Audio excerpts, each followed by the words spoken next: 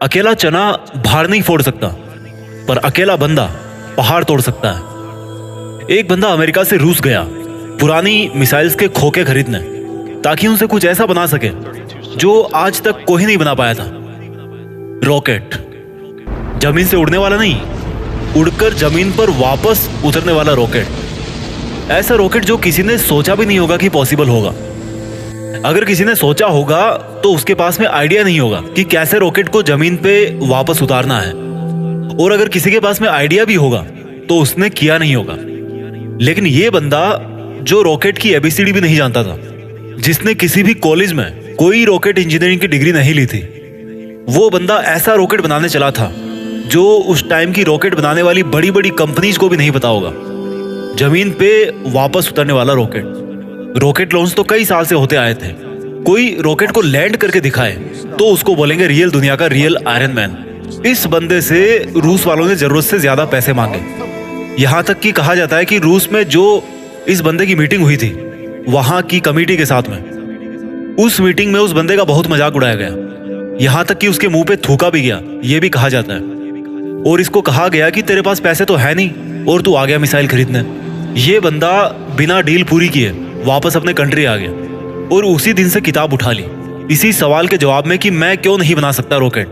मैं ऐसा रॉकेट बना के दिखाऊंगा जो बहुत कम खर्चे पे अंतरिक्ष में जा सके, और इसके बाद ऐसा रॉकेट बनाऊंगा जो लॉन्च के साथ साथ जमीन पर वापस भी लैंड कर सके। बंदे ने एक के बाद एक किताबें पढ़ डाली और शुरू कर दिया अपना पहला प्रोजेक्ट। सन 2006 पहले लॉन्च के 37 सेकंड के अंदर ही 37 सेकंड के अंदर ही उसका रॉकेट लॉन्च के बाद सीधा जमीन पे आके वापस गिर गया।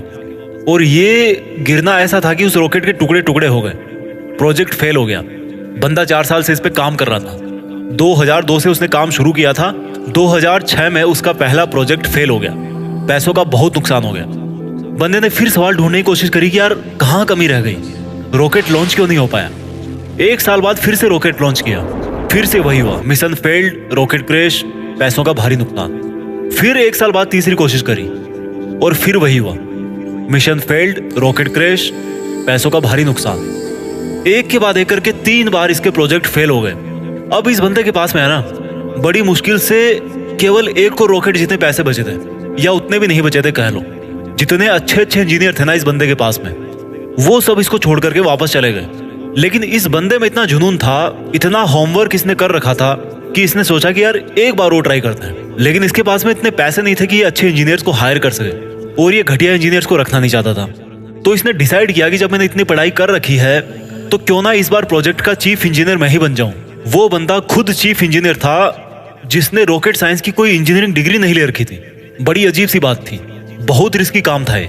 पैसों का पहले ही भारी नुकसान हो चुका था, लेकिन इस बंदे की हिम्मत का नुकसान कोई नहीं कर पाया। पूरी जान चौथी कोशिश में लगा दी, और उसके बाद में कुछ ऐसा हुआ ना जो आज तक कोई नहीं कर पाया।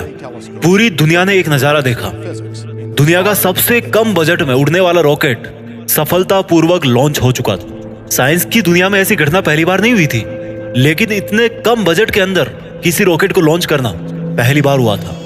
ऐसा करके दिखाया उस बंदे ने जिसको किसी ने रॉकेट बनाना नहीं सिखाया। इस बंदे की कंपनी को आज दुनिया स्पेसएक्स के नाम से जानती है, और इसके रॉकेट में इतनी जान है ना कि नासा भी अपने कई सैटेलाइट स्पेसएक्स के जरिए अंतरिक्ष में भेजती है। जब इस बंदे के 3 फेल्ड लॉन्च के बाद में चौथा लॉन्च सफल हुआ ना, तो सफल होते ही नासा ने कहा कि भाई हमें, यानी कि नासा वालों को चाहिए तुम्हारा ये रॉकेट। और सक्सेसफुल लॉन्च के 2-4 महीनों के अंदर ही डील पक्की भी हो गई, क्योंकि इसके पहले नासा का बहुत खर्चा होता था सैटेलाइट्स को लॉन्च करने में। लेकिन ये बंदा यहीं पे नहीं रुकने वाला था। बोला कि ऐसा रॉकेट बनाऊंगा अब जिसको बार बार यूज किया जा सके। आमतौर पे क्या होता है कि जब किसी सैटेलाइट को स्पेस में लॉन्च करना होता है तो वो सैटेलाइट को अंतरिक्ष में लेकर के जाता है, साथ साथ में उसको कैरी करने वाला रॉकेट भी उसके साथ में चला जाता है। वो उसको आप यूज नहीं कर सकते दोबारा, क्योंकि वो खत्म हो जाता है, यूज करने लायक वो बचता ही नहीं है। यानी कि ये बंदा ऐसा रॉकेट बनाना चाहता था जो अंतरिक्ष में जाकर के अपना काम करके सुरक्षित वापस जमीन पे आकर के लैंड हो जाए, ताकि उस रॉकेट में केवल फ्यूल भरना पड़े और फिर वो वापस स्पेस में जाने के लिए तैयार हो जाए। जब इस बंदे ने 2011 में अनाउंस किया कि मैं लैंड करने वाला रॉकेट बनाना चाहता हूँ, तो काफी लोगों ने इसकी मजाक बनाई। बड़े बड़े लोगों ने कहा कि ये फालतू का काम है, क्योंकि हवाई जहाज तो लैंड कर सकता है, लेकिन रॉकेट को लैंड करवाना नामुमकिन है। लेकिन इस बंदे के दिमाग में नामुमकिन नाम की कोई चीज नहीं थी। इसके दिमाग में केवल जिद थी कि मैं लैंड करने वाला रॉकेट जरूर बनाऊंगा, सबको गलत साबित करके बताऊंगा। बंदे ने अगले 4 साल तक दिन रात एक कर दी, बहुत सारे फेल्ड रॉकेट टेस्ट किए। आखिरकार 2015 में पूरी दुनिया ने फिर से एक बार इस तरह का नजारा देखा जो वो आज तक हॉलीवुड की फिल्मों में ही देखती आई थी। इस बंदे ने लैंड करने वाला रॉकेट बना दिया, असंभव संभव हो गया। और ये बंदा फिर नहीं रुका।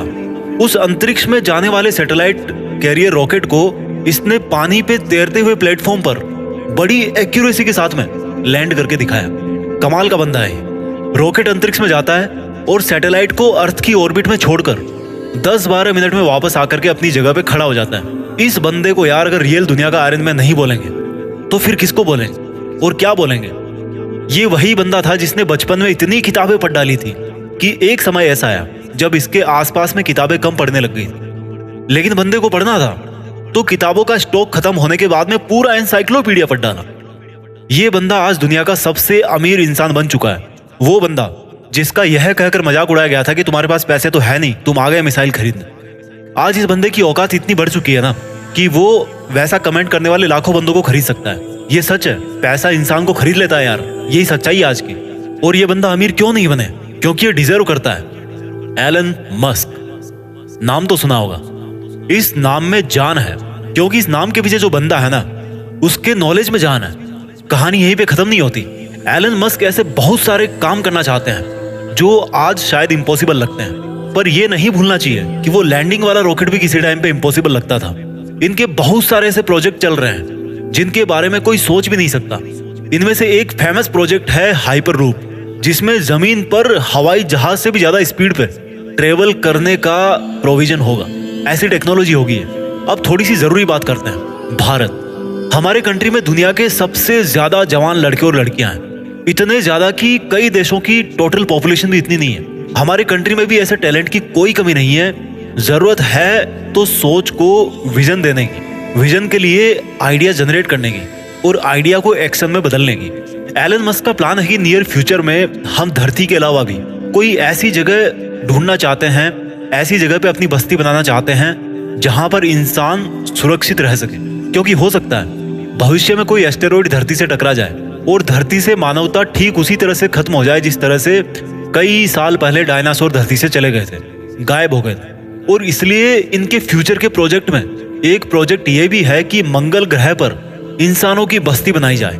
इनका बड़ा तगड़ा है यार इनका विजन, और ऐसा विजन आज हमारे यूथ में होना बहुत जरूरी है। अगर ये बंदा कर सकता है ना तो समझ सकते हो कि इंसान का दिमाग कितना पावरफुल है, इंसान की हिम्मत कितनी पावरफुल है, इंसान की कैपेबिलिटी क्या है और इंसान के लिए क्या इम्पॉसिबल है। एलन मस्क का मानना है कि फेल होने से नहीं डरना चाहिए, क्योंकि फेल होना भी एक ऑप्शन होता है, लेकिन काम ना करना कोई ऑप्शन नहीं होता। ये खुद मानते हैं कि ये एक हफ्ते में लगभग 120 घंटे काम करते हैं। अगर 7 से डिवाइड करोगे ना तो लगभग 17 घंटे के आसपास आएंगे एक दिन में निकल के। कई बंदे तो इतना सोते होंगे। इनका कहना है कि मैं वो काम नहीं करता जो जरूरी है, मैं वो काम करता हूँ जो मुझे लगता है कि मुझे करना चाहिए। इनके फंडे बड़े सिंपल है यार। ये कहते हैं कि अच्छी स्कूल और अच्छी कॉलेज में जाने से बंदा एजुकेटेड नहीं हो जाता है, क्योंकि मैं कभी भी हार्वर्ड यूनिवर्सिटी में नहीं पढ़ा, लेकिन फिर भी वहां पर पढ़ चुके कई टैलेंटेड स्टूडेंट और इंजीनियर मेरे अंडर में काम करते हैं। ये कहते हैं कि एक्स्ट्रा ऑर्डिनरी बनने का हर ऑर्डिनरी इंसान के पास में ऑप्शन रहता है। इनका यह भी कहना है कि अगर आप फेल नहीं हो रहे हो तो इसका मतलब आप लाइफ में कुछ कर ही नहीं रहे हो। हर जवान लड़के और लड़की को आज ये बात समझनी पड़ेगी कि उनको आज की डेट में क्या करना चाहिए। क्या उनको वो करना चाहिए जो उनको लगता है कि जरूरी है, या उनको वो करना चाहिए जो उनको लगता है कि उनको करना चाहिए। इंसान तब ज्यादा बेहतर कर पाता है जब उसको पता होता है कि उसको क्या करना चाहिए। एलन मस्क को किसी ने रॉकेट साइंस नहीं पढ़ाई थी, पर इनको लगा कि उनको रॉकेट साइंस पढ़नी चाहिए, तो इन्होंने खुद पढ़ी, क्योंकि इनको पता था कि इनको क्या करना चाहिए। आज की डेट में किसी बंदे के लिए कुछ करना मुश्किल नहीं है। अगर मुश्किल है तो वो ये है कि उसके पास में कोई गोल ही नहीं है, उसको पता ही नहीं है कि उसको करना क्या। लक्ष्य निर्धारित नहीं करना सबसे बड़ी प्रॉब्लम है। फेल होना कोई प्रॉब्लम नहीं है। एलन मस्क का मानना है कि नॉइज से ध्यान हटाकर सिग्नल की तरफ ध्यान दिया जाना चाहिए। उनका मानना है कि प्रॉब्लम कोई प्रॉब्लम नहीं होती, प्रॉब्लम का सॉल्यूशन ढूंढना एक प्रॉब्लम है। शब्दों में थोड़ा सा फेरबदल करने से पूरा वाक्य जो है ना, उस पूरे वाक्य का अर्थ बदल जाता है। और माइंड में थोड़ा सा विजन आपकी पूरी जिंदगी बदल के रख सकता है। अगर आपकी लाइफ में कोई प्रॉब्लम नहीं है ना आज, तो प्रॉब्लम क्रिएट करो खुद के लिए। कैसे करोगे? एक बड़ा लक्ष्य निर्धारित कर। हमारे देश के युवाओं को आज इस क्रांतिकारी मनुष्य से सीखने की जरूरत है। हालांकि ये भी सच है कि हमारा देश ऐसे क्रांतिकारी युवाओं से भरा पड़ा है, बस उनको अपने आप को पहचानने की जरूरत है। वो बंदे भी एलन मस्क की तरह कुछ ऐसा कर सकते हैं जो कोई सोच भी नहीं सकता। दम है तो कुछ बड़ा करके दिखाओ। देश में अपना नहीं, बल्कि दुनिया में देश का नाम कर जाओ। जय हिंद, वंदे मातरम।